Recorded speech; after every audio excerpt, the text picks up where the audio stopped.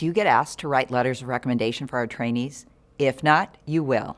And if you feel strongly enough about a trainee to write a support letter, no doubt you want that letter to add value to their application and accurately and fairly portray the trainee to their best advantage. What might inadvertently keep you from creating that perfect letter? Unconscious factors affect the phrases, tone, and other things that we use in describing people, and those unconscious attitudes can lead us to portray equally qualified women and men differently. Because it's unconscious, we as the writers are unaware, but the effect on the letter recipients, read, future employers, and fellowship directors, can have huge unintended negative consequences.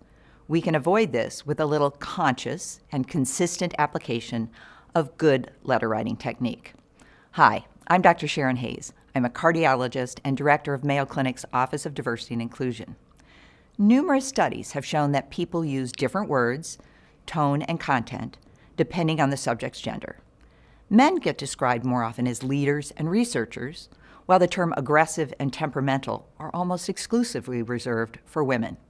Even in formal settings such as speaker introductions at medical grand rounds at Mayo Clinic, male presenters are more likely to be introduced as doctor than women, who are more often introduced without their title or even only by their first names.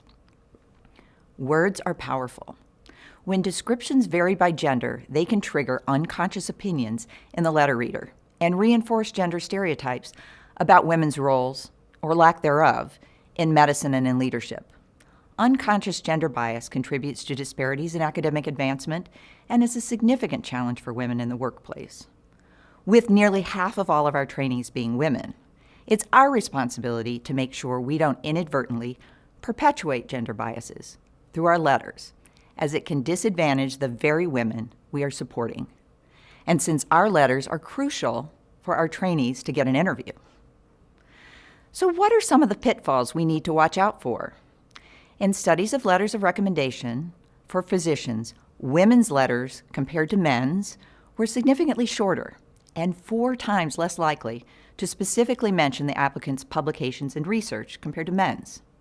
They are half as likely to mention specific accomplishments such as leadership roles and awards.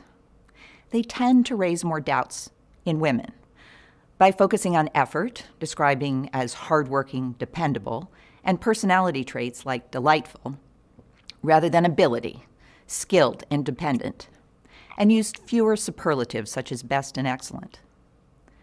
Women's letters have had more irrelevant, vague, or unexplained content, leaving the reader wondering. For example, letters for women are 7 times more likely than men's to include comments about the applicant's family, children, and personal life.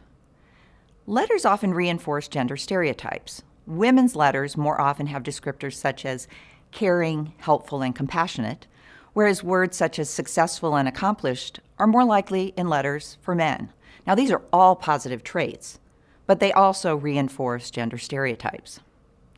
So what can you do about this? Review your past letters. I did this. I looked at both gender differences and overall quality. That was really helpful. And I want to emphasize that this issue is not just a man's problem.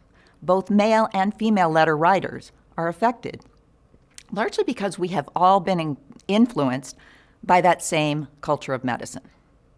What else can you do? Well, make sure you get all of the important content in there. Your letter should include information about your relationship with the trainee's strengths across multiple competencies, and include comparison relevant to their peers. Doing this well typically takes 1 or 2 pages.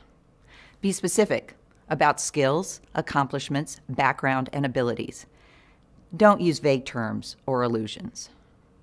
For women, avoid the use of terms like diligent and dedicated. You may ask why? Because by associating effort and hard work with women and innate ability with men, you may actually be reinforcing the stereotype that women are hardworking to compensate for lower ability. It's important to paint the trainee in the best light, but always be honest. You should take care to avoid raising doubts unnecessarily. Lukewarm comments such as, "she's likely to succeed," instead of "she will undoubtedly succeed," are twice as common in letters for women than men. Avoid these doubt raisers, negative language, hedges, faint praise, irrelevant and unexplained comments. Lastly, letters of recommendations written for women are more likely to include gender terms such as woman, lady, mother, and wife. You rarely find the words man, gentleman, or father in letters written about men.